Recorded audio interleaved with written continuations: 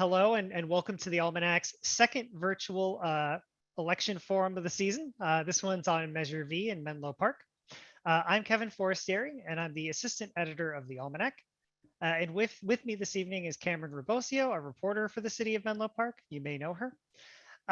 We're fortunate to have representatives from both sides of Measure V for the forum this evening, with Nicole Cesari representing the side in favor of the voter initiative, and Margarita Mendez representing the side opposed to the measure.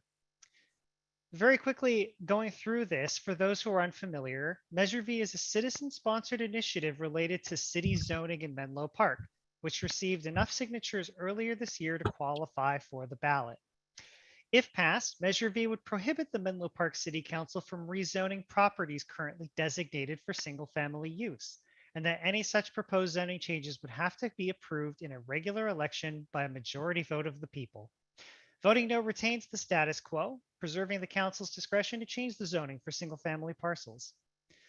Our goal at the Almanac this election season is to provide you with accurate and reliable information on each race, including this ballot measure, empowering you to make decisions at the ballot box based on issues that impact your lives. Lost my place here. Apologies. Tonight, we want to give you an opportunity to hear directly from both sides on this divisive issue, helping you decide the best course of action come November. Couple of comments on the format before we get started. We'll be asking both general questions that both sides of this forum will answer, as well as questions that are targeted at each side. In order to keep things moving along, we'll be having a time limit for each answer, with a timer on the screen to indicate when your time is up. And hopefully that stays on your screen as you speak. In addition, we want to give each side the flexibility to respond to what the other side says. Throughout the course of tonight's forum, each side will be given 3 opportunities to respond with a 45-second rebuttal. After an answer is finished, you can unmute and chime in that you want to respond with just 2 people. I think it should be easy enough. And we'll put the timer up. You do not need to feel the need not to use your rebuttals, but they're there for you if you want them. Given there's, I think, 12 substantive questions, you can sort of figure out how you want to parse those out. Shorter questions tonight are going to be 45-second responses, while longer questions are going to take about 1.5 minutes. Let's start tonight's forum by both sides introducing themselves and making their pitch for or against Measure V. And with that, I want to pass things over. I believe, flipping a coin, Margarita, you will start. So with 2 minutes on the clock, why don't you go ahead and introduce yourself and tell us why you think voters should vote against Measure V. Thank you. My name is Margarita Mendez, and I've lived here my entire life. I grew up in North Fair Oaks in Redwood City, a community very similar to Belhaven. And for the past 18 years, I've lived in Lorelei Manor, adjacent to Suburban Park and very similar to it. I became a teacher because I wanted to make a difference. I especially wanted to work with students who looked like me so that I could provide for them the same opportunities that I had. I have worked as a public school teacher for 30 years, the first 9 years in the Redwood City School District, and my students were very similar to the students in Ravenswood. The reason I left Redwood City was because by moving to the Palo Alto School District, I was able to double my salary and provide full family benefits for my family. I know what it's like to leave the job of your dreams to make ends meet. This year, 1/3 of the Ravenswood teachers are new. That's because we live in one of the most expensive places in the country, and teachers can't afford to live here. There is a plan in the works to produce 90 affordable homes for teachers and staff in the Ravenswood School District who teach and serve the children of Menlo Park. And I think that's a great idea, and Measure V would block that plan. This plan doesn't just create desperately needed housing for teachers and staff. It also generates a steady revenue stream for the district so that they can provide more for their teachers and their students.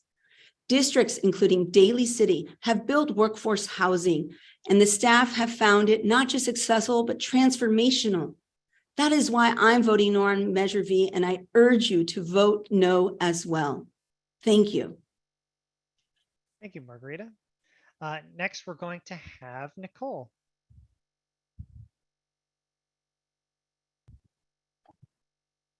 Hi, my name is Nicole Chisari, and I'm one of the proponents of Measure V. I grew up in the Bay Area in affordable housing. I've lived in Menlo Park for about 10 years, and I'm a proud mom of a 5-year-old who attends our public schools. Measure V is a simple zoning measure. It gives Menlo Park residents the power to vote when developers or city council want to change zoning of a single family home parcel to allow for higher density development. It has 3 very positive effects for residents. 1, it allows voters to protect residential neighborhoods from dangerous traffic that comes with intense development on narrow, quiet streets. 2, it forces current and future city council to follow our general plan and the law by directing more high density and affordable housing to high resource areas near public transit. And 3, for the flood school site, which the No side has misleadingly based their entire campaign upon, it leads the Ravenswood City School District to help develop 78 affordable housing units under the new state law, AB 2295. Well, they'll be required to give priority to their teachers and then to Menlo Park City School District teachers. Measure V came about after hundreds of my neighbors and I attempted to follow the normal process involved with zoning changes in our neighborhood and were largely ignored by the developer, property owner, and city council. We then spoke with friends citywide and realized they had similar experiences. We realized there's a significant flaw in Menlo Park city governance, which Measure V seeks to address. It gives residents a voice that cannot be ignored. Due to the recent change to district elections, 3 city council members, who residents in a neighborhood cannot vote out, can decide to permanently alter a neighborhood by changing zoning to allow for high density development without accountability. Introducing intense traffic on narrow streets filled with kids playing and people walking dogs or biking is a serious safety concern. It deprives all residents, homeowners, renters, Black, white, brown, teachers, engineers, of their reasonable expectations when they chose where they wanted to live. 3 city council members who can be influenced by developers, special interest groups, or trying to appease their own constituents should not get to make these life-altering decisions. You should. The safety and lives of children playing outside of their homes is more important than developer profit or desires of special interest groups trying to push as much intense development as possible wherever possible. Your time is up. Thank you. Okay. All right. Well, thank you for introducing both of yourselves. I want to go ahead and jump to the next question, which is 1.5 minutes. Let's go ahead and get that up on the timer. This is for the pro Measure V side. So this will be for you, Nicole. The question is, the city does not have a long history of rezoning large swaths of established single-family neighborhoods, and the draft housing element only further demonstrates that these communities will be largely left intact. Tell us what makes this law necessary. Well, in particular, if you look at the recent report, the city actually identified 53 parcels in single-family neighborhoods that it thinks are great opportunities for high-density development. So this is an immediate threat, and in its current housing element, there's 3 other single-family parcels that have been identified. Of those 53 parcels that they identified, 12 are actually parcels with single-family homes on them in single-family home neighborhoods. Those should be subject to a public vote. 30 or less than a half acre, which is the minimum size that city council considers for inclusion in its housing element. So to the extent those are good candidates for rezoning, those are going to be for-profit projects for luxury apartments or office buildings in single family home neighborhoods.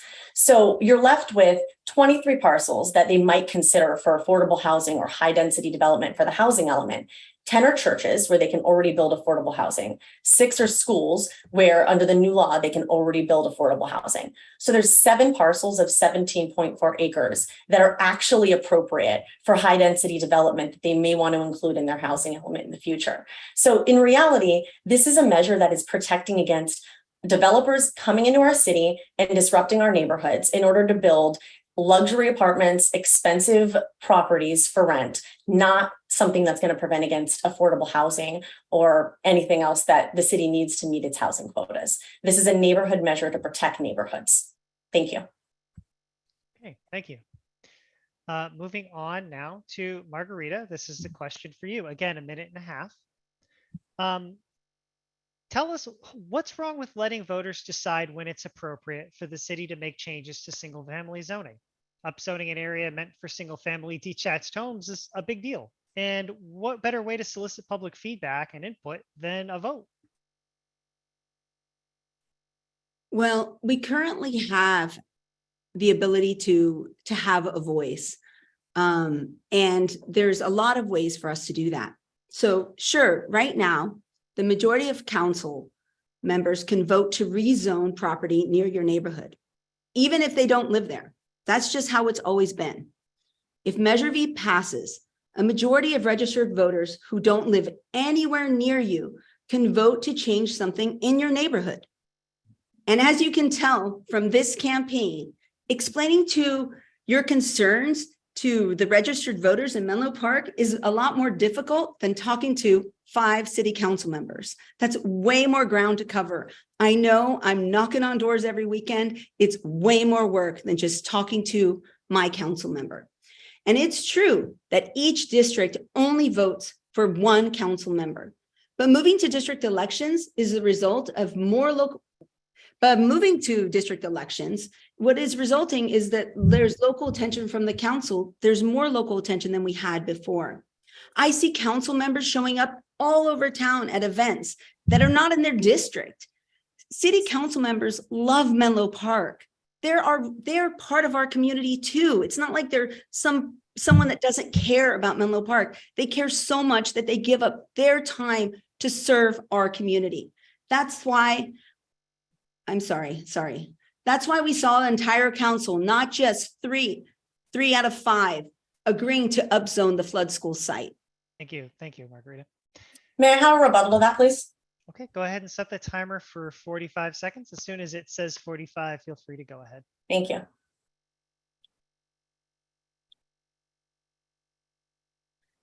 City council members are no more of land use experts than the general public. These are volunteer positions. That was pretty clear when Betsy Nash came to our neighborhood earlier this year and professed to have no idea about the flood site or how it would or would not contribute to the housing element. They rely on experts and paid consultants when making decisions. That will be no different for the public deciding on a zoning measure. A developer will need to hire experts to do the work to present to the public. We live in an area with very smart people. Most people in Menlo Park are educated, have college degrees. Most people who I encounter are very smart. Most have wanted to dig in and educate themselves on this measure. And they're my neighbors. They care about their neighborhood. They care about our neighborhood. I've heard completely contradictory arguments from the other side about people will say no, people will say yes. I don't think everybody in this town are a bunch of NIMBYs. People care about affordable housing and will listen. Thank you. Thank you. All right, we're going to jump into a both sides question again. So we'll be asking both sides, and this time we'll start with Nicole. Seen a lot of campaign materials out there and arguments for both sides that look very similar on both sides. They're claims of both being pro-housing and both being pro-teacher. So I want to hear in your own words, and sorry, this is a 1-minute question, it's shorter. In your own words, how is or how isn't Measure V going to support teachers and the need for affordable housing? And we're going to start again with Nicole, sorry. Am I on mute? Oh, no, okay. So Measure V is pro-teacher because proponents of Measure V are the only ones that asked the Ravenswood City School District to put in their contract with the developer that they would guarantee 50% of the housing for their teachers. They refused. Nonetheless, the flood site is actually totally off the table at this point. This is not about preventing teacher housing. The new state law, AB 2295, allows the Ravenswood City School District to build 78 units of teacher housing on that parcel without a zoning change. So nonetheless, this is not about teacher housing. If Measure V passes, it's actually going to guarantee that they have to offer housing to Menlo Park City School District teachers as well as their own. That's the only way Menlo Park City school teachers get any sort of priority. With respect to being pro-housing, it's about quality, not quantity. The city's report makes clear that Measure V doesn't impact the quantity of affordable housing that's going to be built in the city. Measure V promotes quality housing in neighborhoods to prevent excessive traffic and quality housing for affordable housing, multifamily housing in resource-rich areas where they're supposed to be putting it anywhere. Anyways, thank you. Okay, thank you. Margarita, your turn. Yeah, we need a diversity of housing choices here in Menlo Park. And Measure V makes it harder for us to meet our housing needs at a time when the state requires us to make it easier, right?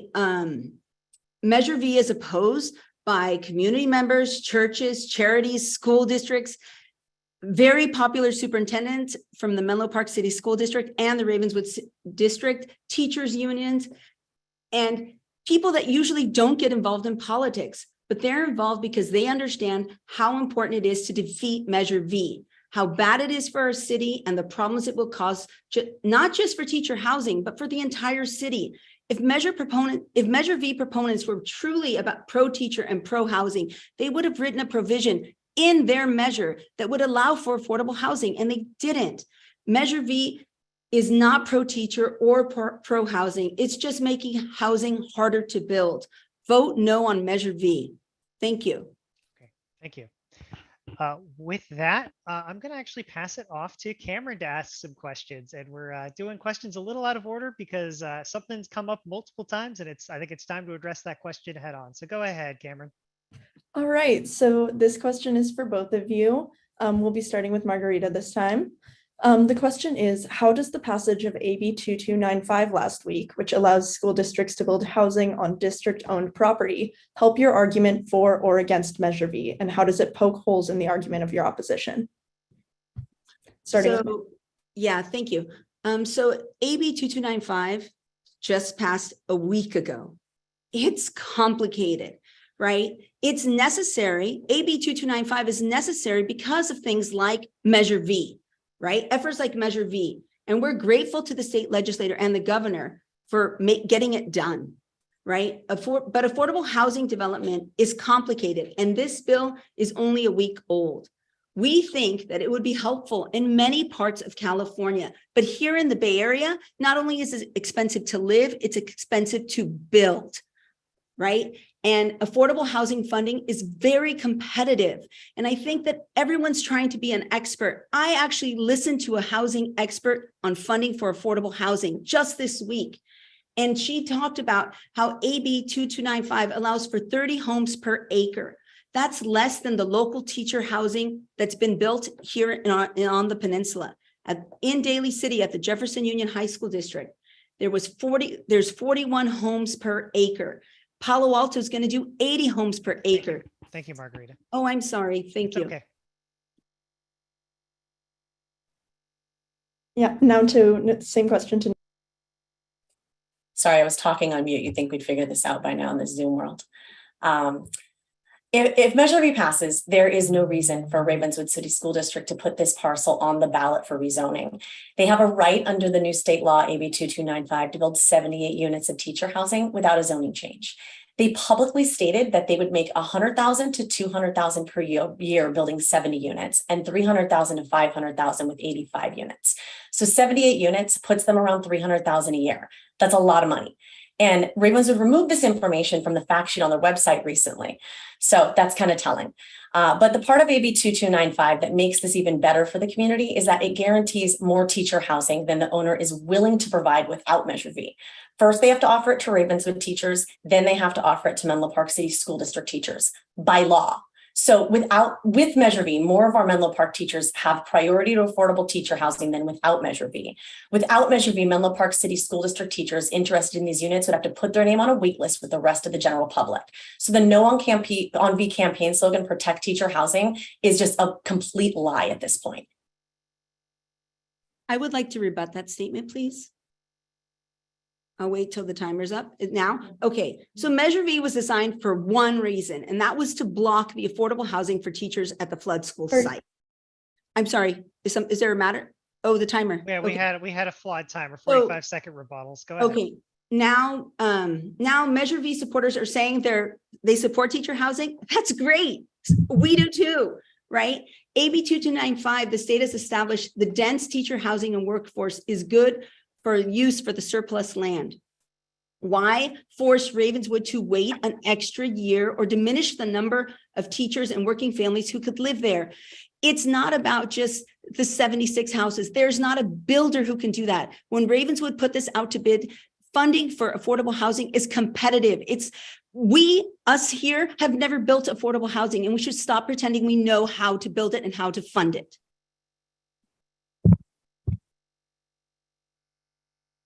Okay, thank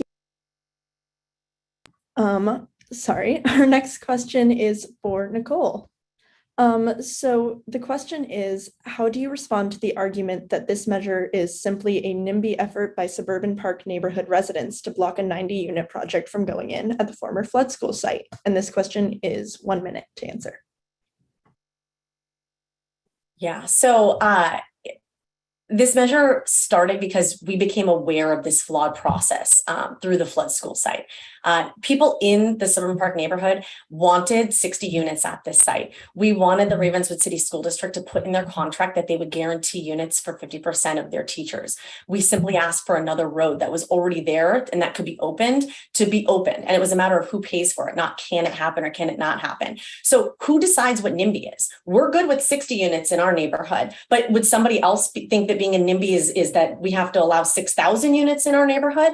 I think NIMBY is a very vague term that gets applied to anybody that wants to protect their neighborhood. It's an improper term. It's an appropriate term. Yes on V gives people a vote. It gives people a say about their neighborhoods, about where they live, keeping their kids safe from dangerous traffic. And people should have a right to decide where they live and to decide on the safety of their neighborhood. And that's what Measure V does. It gives people a vote. It gives people a right. It gives them a voice when the city council won't listen. Thank you.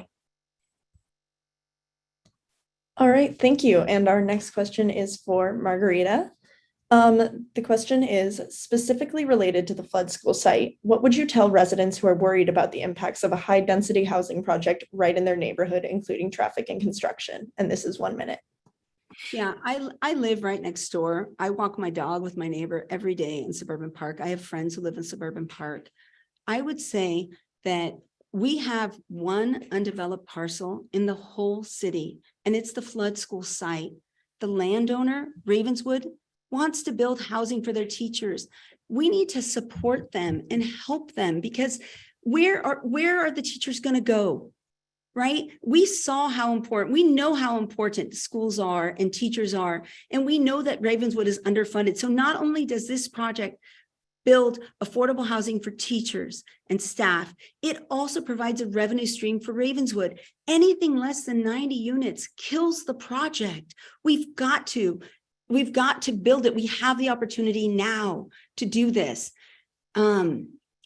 Additionally, like Ravenswood, the location of this school is a wonderful place. How do I know? Because I live here. It's also high resource and it's close to their workplace.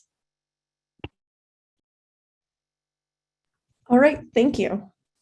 And our next question is for Nicole again. So our next question would be, Measure V takes power away from the city council in terms of its ability to make zoning changes in large parts of the city. At a time when cities are being pushed by the state to plan for additional housing, do you foresee this causing problems? And can the council, elected by residents to represent their views, not be trusted to make these decisions? This is also 1 minute.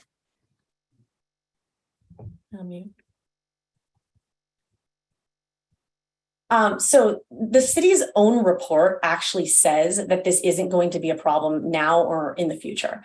The report states that I quote, the wall of ballot measure would potentially limit new multifamily development in single family areas. It would likely have a limited impact on the overall number of housing units that can be built in Menlo Park in the near future, because the city can rezone other areas to enable new housing development as necessary to meet regional needs allocation requirements under state law. It makes a similar statement for long term. So the report that the city published says this is not going to impact their ability to meet state housing quotas. All it does is it forces them to look to the high resource areas, 56.2% of the land that's available in Menlo Park, for them to rezone that they still have complete power over, that isn't impacted by Measure V. And that's near transit, that's near shops, that's near job centers. And I trust my fellow residents to make those decisions for my single family home neighborhoods more than city council that isn't elected by the residents of certain neighborhoods. Thank you. All right, with that, I will be taking it back from Cameron. This next question is from Margarita. This is going to be 1.5 minutes because that's admittedly a fairly multi-part question. How would you respond to some of the claims we've heard during the campaign season regarding the flood school site? Specifically, we've heard concerns about the units not being 100% devoted to school staff. We've heard concerns that the project could be larger than 90 units. I'm sure you've heard of some of the numbers, and that there's some profit-driven motives potentially behind the school district's plans and the developer they'd be using. So I've spoken to Superintendent Sedaria, And I've read what the Ravenswood Education Foundation have said, and I believe them when they say that this housing is for teachers. They have a need. I want to repeat again that 1/3 of the teachers in Ravenswood left this year. They are new to the district. Teachers cannot afford to live here, right? And so in addition to housing, it also provides a revenue stream for Ravenswood. And that's so important for them to not only recruit, but retain teachers. And the only way they're going to be able to do that is if they pay their teachers more, right? So I believe them when they say it's for teachers. On the second part about funding, our campaign has been funded by over 100 people. We've received donations from $5 to $50,000, right? We have people in this city. So let's talk about the $50,000, right? So we have people in this community who got rich off of, or people who are wealthy in this community got rich off of tech or development, right? And if they want to use their money to fund things that they care about, like housing, that's important, right? And so I want to see that happening. And the other thing is that it's not just, we've had the Ravenswood, the board has supported us. We have teachers unions. We have 3 teachers unions and 4 out of 5 city council members 4 out of 5 of the Menlo Park City School District board members also support the No on V campaign. Thank you. Thank you, Margarita. Okay, we are going to move on to a question for both sides again. This one's shorter, 45 seconds. Make sure we get that on the clock. This one, we're going to be starting with Nicole. Do you believe Measure V, if passed, would block all development in single-family zones and effectively deter developers from even trying? A similar measure was cited in Saratoga that appears to have done just that, with not a single upzoning ballot measure attempted in a quarter of a century. So 45 seconds, Nicole, when you're ready. Yeah, I don't. Saratoga's measure is much, much broader. It blocks increasing density of all zoning without a vote. Ours is narrow. There's 56.2% of land that's available for development that doesn't need to be put up on the ballot. But I also trust that people are going to make educated decisions. And if something gets put on the ballot that makes sense to change the zoning, they will. And that has worked in many cases in the past. There are hundreds of measures that have been put on the ballot for zoning that people have approved. One example is in Davis. They put something on the ballot to approve a zoning change to allow for residential and mixed use development. It did not pass. The developer made multiple changes to address people's concerns, and then it was put on the ballot 2 years later and it passed. So ballot box zoning can work if it's done the right way and developers engage the public. Great, thank you. Moving on to Margarita. Same question, correct? So the comparison to Saratoga's measure is not accurate. So Saratoga's measure has an exemption for affordable housing, and it also has an expiration date. So down the road, the future housing elements, some of those 53 non-single family home sites might be good sites to build affordable housing. Most of them are in high resource areas. But there's no exemption in Measure V for affordable housing, 0. And Measure V does not expire. This is why our city report stated that Measure V could hinder our ability to build affordable housing in high resource parts of the city, which state law requires us to do so. The state is keeping an eye on cities like Menlo Park. We've already been sued once for failing to address the housing obligations. Measure V will make it happen again. Thank you. We're going to dive into more of that now with this next question, which is a minute long. And this time we're going to start with Margarita. And it's related to those lots. So Measure V would affect properties beyond just the flood school site, despite how much we've focused on that. As you've referenced, the city has tallied a total of 53 developable lots in Menlo Park that currently do not have single family homes on them that would be impacted by this measure potentially. Are there any particular lots on that list that concern you? Or do you have general thoughts about how this would or wouldn't be an issue? Again, starting with Margarita with 1 minute. Right. So I would say, again, it's really complicated. And I know that I agree with Nicole that the people in Menlo Park are really educated. And when I've knocked on doors, I've talked to a lot of them and they've said, what do I know about zoning? Exactly. Right. I became involved in this campaign because I love my e-bike. And there was an event where we could go see the housing element sites. And I became involved that way. And I just know a little bit, right? Everyone here is trying to figure out what this is all about. But one thing is that, yes, you're right. There are 53 R1 sites in our city, including churches, private schools, and fire district headquarters that aren't single family. If Measure V passes, they won't be able to do redevelopment of their land without an expensive citywide vote. And we know how hard it is to educate people about what's going on and why we need things. And so that's why Measure V it's not good for Menlo Park. It's more complicated. And I agree, my neighbors are smart, but they're trying to be good parents, good wives, good husbands, good mothers, good teachers, right? And it's complicated. Thank you, Margarita. Okay, Nicole, your turn. Measure V protects single-family home neighborhoods from high-density development. That list of 53 parcels that supposedly are high candidates for development or good potential candidates for development down the road by City Council consist of 12 parcels that have single-family homes on them that are in single-family home neighborhoods, which should be subject to a public vote. 30 of them are less than a half acre, which is the minimum size that City Council considers for inclusion in its housing element. So to the extent that those are good candidates for rezoning, those are going to be for-profit projects for luxury apartments or office buildings in single-family home neighborhoods. And then of the 23 that are half acre or more, 10 are churches where they can already build affordable housing, 6 are schools where they can already build affordable housing. So that leaves 7 parcels, 17.4 acres of the 1,540 acres protected by Measure V that City Council might be prevented from upzoning under Measure V. Are we really going to put our single family home neighborhoods at risk of irresponsible upzoning by City Council because it wants to control 1.1% of single family home parcels, 0.5% of all buildable land in Menlo Park to meet state quotas? Thank you. It doesn't make any sense. Thank you. This is a both sides question, relatively short, 45 seconds. And we're going to start with Nicole on this one. And this is related to how much of a hurdle this is or isn't going to be for future development. So what feedback from developers and city council members, city officials have you gotten about the costs and delays that can be expected if a project has to get on the ballot in order to get approved?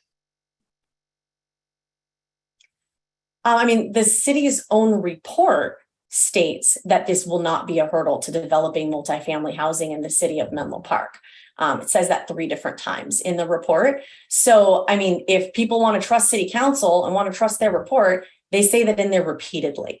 But nonetheless, development is a process. When you are going to build high density development in a single family home neighborhood, it should be thoughtful. There should be a traffic study. There should be an environmental review process. It takes time. It takes money in getting permits. And I think that having a little bit of a delay and a little bit more of a hurdle in order to protect our single family hood neighborhoods and make sure our kids are safe from intense traffic and that City Council isn't rezoning in a reckless way, I think that that is an important trade-off and something that Menlo Park residents should be willing to make. Okay, thank you. Margarita, your turn. Yeah, so City Council, one, I don't believe that they are irresponsible. And City Council works together with professional planners, people who have studied and have given, this is their life's work, right? And so they know exactly what they're doing. And what Measure V will do, one, it's going to stop that affordable housing. The project that Ravenswood has, right? This is public land that has a builder, they have funding, and Measure V wants to block that. So we're not going to get teacher housing. Where on those other sites, those 53 other sites, the landowner has to want to build affordable housing, and that's not going to happen because it's complicated. The funding to get a builder to build affordable housing is complicated and competitive. May I have a rebuttal, please? Sure, go ahead. Let's get, 45 seconds is already on there, so feel free. Thank you. Again, she keeps saying that it's going to block affordable teacher housing at the flood school site. That's the basis of their entire campaign. That has always been misleading, but now with AB 2295, it's a blatant lie. There is no teacher housing for them to protect. The state already protected it. So, to keep saying that over and over again is just not true.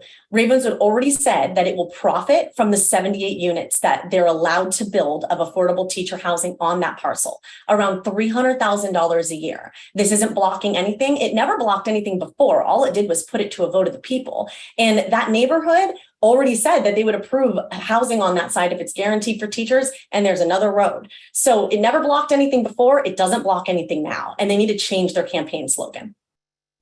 Can I address that or Gosh, a rebuttal to a rebuttal. if I can't, I can address it later. That's okay. Thank you.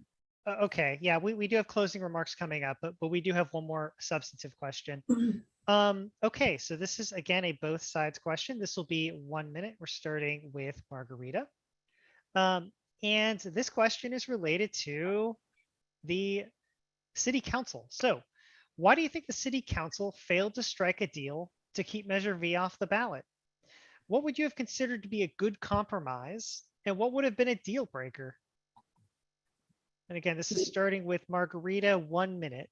Right. So the compromise, right? So we are at the beginning stages. There's no plan. There's no architectural plan yet because we're spending all of our time right now trying to oppose Measure V, right? So it did not go through the process. There is a process.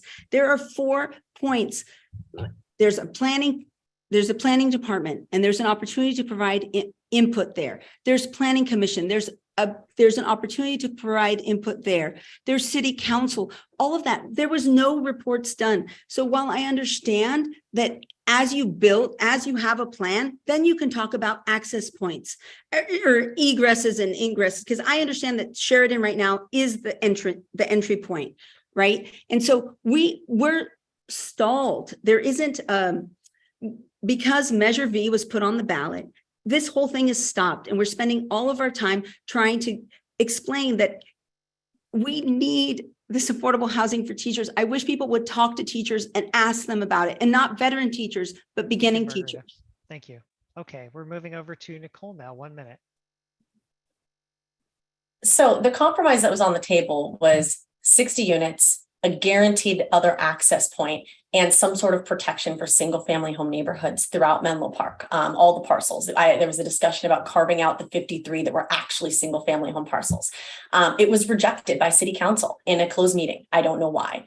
But what I will say is that to Margarita's point, if once the zoning gets changed, it's too late for citizens or city council to have any meaningful impact on a project. There's new state laws where city council cannot control it. It goes into a ministerial review process where there's no discretion. There's a streamlined permitting process, no judgment by the city. They have a checklist that can be done by the clerk. There's no CEQA, there's no traffic study, there's no environmental review process. There's no way they could have done anything to limit that project. And so there's nothing that could have been done after the zoning was changed.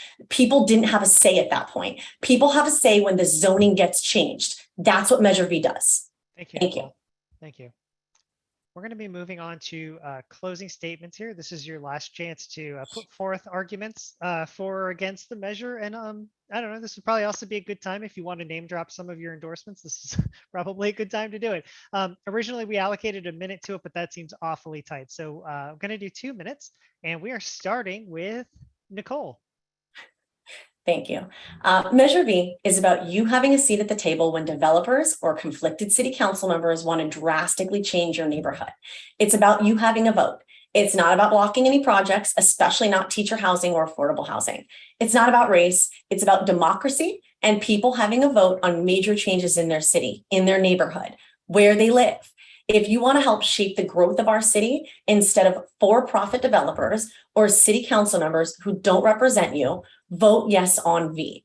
The safety and lives of children playing outside of their homes is more important than developer profit or desires of special interest groups trying to push too much dense development as possible wherever possible in Menlo Park. Yes on V proponents are your neighbors. We care about our communities, our teachers, quality housing, and having a choice, a vote on how Menlo Park grows. I encourage you to join your neighbors and vote yes on V. To the contrary, the no on V side is funded with $130,000 of developer money, $70,000 of Karen Grove money, special interest groups, the head of Menlo Together, who 3 members of city council are members of Menlo Together. So there's a reason why people need a vote. You have developers and special interest groups who are influencing city council. That can happen in the future. That's happening now. Neighbors are more equipped to make these decisions in an unbiased way that is smart for our city, that is appropriate for our city. They care about this city just like I do. And it's not about teacher housing. It's not about preventing housing in our city. It's about people having a choice about where they live and being able to make these very important life-altering decisions. Vote yes on V. Thank you. Thank you. All right, Margarita, your turn. So we live in one of the most expensive places in the country, and teachers can't afford to live here. There's a plan in the work to produce 90 affordable homes for teachers and classified staff in the underfunded Ravenswood district who teach and serve the children of Menlo Park. Ravenswood students are students in Menlo Park. We need a diversity of housing choices everywhere in Menlo Park, and Measure V makes it harder for us to meet our housing needs. At a time when the state requires us to make it easier, we have better things to do than spend city budget on a lawsuit. This measure has no exemption for affordable housing or teacher housing, which puts us on a collision course with the state housing laws. These lawsuits can cost our city $2 million, and we have parks, local roads, and bike lanes to maintain so I can get to work. Measure V is opposed by community members. We have 44 organizations with us, organizations like Habitat for Humanity and Life and PAEA, which is My Teachers Union, Menlo Together, Faith in Action, CRC, 44 different ones. We have Mark Berman, we have Kevin Mullen, we have Josh Becker, we have 4 out of 5 county board of supervisors. We have a lot of support. Now, Measure V supporters, 9 out of 10 of Measure V supporters come from one neighborhood, Suburban Park.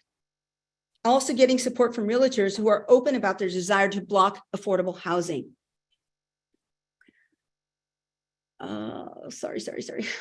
The pandemic brought schools into our homes. The whole world saw how essential teachers are and schools are to our daily lives. No on V means yes. No on V means yes to affordable housing for teachers and working families. No on V means yes to public process and transparency. No on V means yes to better schools and stronger communities. Menlo Park, we have one chance to get it right. We have one undeveloped parcel in all of Menlo Park that is publicly owned and has a plan to build 100% affordable housing for teachers. Please join me and vote no on V. Thank you, Margarita. Okay. All right. Well, with that, I want to thank everyone for joining us here tonight, including our panel and representatives for and against Measure V, who both volunteered their time to talk about this important issue this evening. We have pretty good turnout. I think last night the high point for participants was 146. So everyone pat yourself on the back. You're civically engaged and wonderful. And I think hopefully with this discussion we've had tonight, it'll bring you a little bit closer to making a decision on the ballot initiative come next month, because it's coming up and you're probably going to get your ballot in the mail in the next week or so. A couple things to note. We're going to have continuing coverage of the election, including this and the Menlo Park City Council race over the next few weeks. If you want to check out our coverage, go to almanacnews.com. If you want to watch this recording, share it with others, save it for posterity, you can go to almanacnews.com/YouTube, and this will hopefully be available fairly soon. And with that, I think that's everything. So once again, thanks everyone, and have a good evening.